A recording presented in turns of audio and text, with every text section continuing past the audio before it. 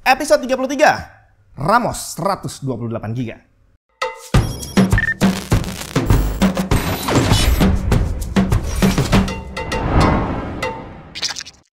Jadi kita pernah ngebahas, kalau ada pabrik memori bikin SSD udah wajar. Terus ada pabrik tape mobil bikin SSD masih oke lah, karena sebelumnya mereka udah bikin DVD RW juga gitu kan buat PC.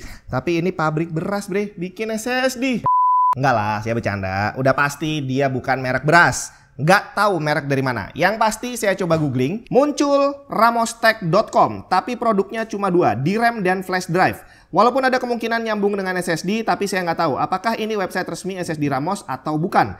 Di unit SSD-nya tertulis alamat website ramos-ssd.com, tapi ternyata kalau dibuka, zong, nggak ada bre. Dan ini adalah pertanyaan yang selalu muncul di kepala saya. Kenapa brand-brand yang antah berantah kayak gini ngasih website tapi nggak bisa dibuka? Apakah lagi maintenance atau websitenya memang nggak ada? Jadi yang ditulis ini abal-abal biar seolah-olah profesional gitu ya. Padahal sebenarnya nggak ada sama sekali. Ya nggak tahu lah alasannya apa. Yang pasti Ramos ini saya beli dengan harga 128.000.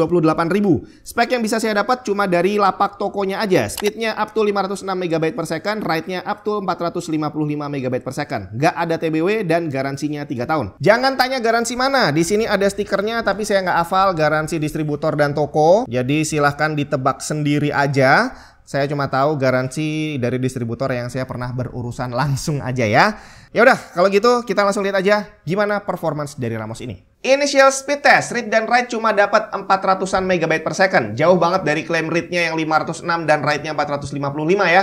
Ini hampir sama dengan beberapa SSD yang udah saya tes beberapa minggu ke belakang. Kayaknya kalau dalam satu periode begini yang saya beli dalam waktu berdekatan kualitasnya hampir sama semua. Brand senior juga termasuk. Apakah mereka rebrand semua?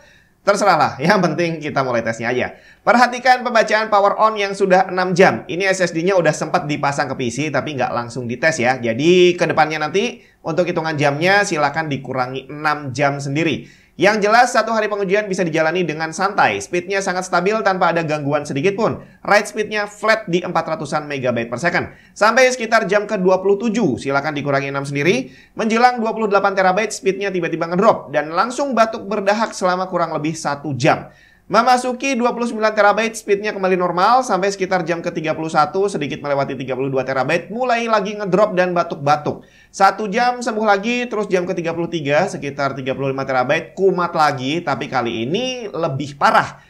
Saya lakukan speed test di situ, tapi bisa kita lihat di sini di semua preset 1 GB, 4 GB dan 8 GB hasilnya masih normal. Dan ini beneran mirip sama SSD sebelumnya ya. Ya ampun, ya sudahlah. Kita lanjutin tesnya lagi di awal stress test yang sesi berikutnya ini speednya kacau balau bre. Gak berapa lama dia naik ke speed normal lagi tapi udah dengan beberapa gangguan.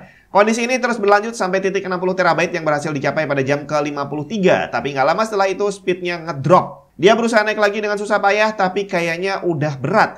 Berkali-kali dia jatuh bangun selama beberapa jam berikutnya, tapi hebatnya masih bisa jalan terus loh ini sampai 66 TB dengan susah payah.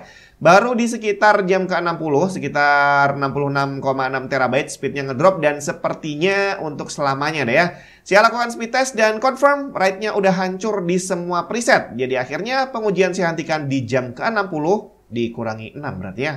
Itu dia Ramos yang kalau dilihat-lihat kok kayaknya secara karakteristik performance dan endurance-nya itu hampir-hampir mirip dengan SSD yang saya tes belakangan ini ya.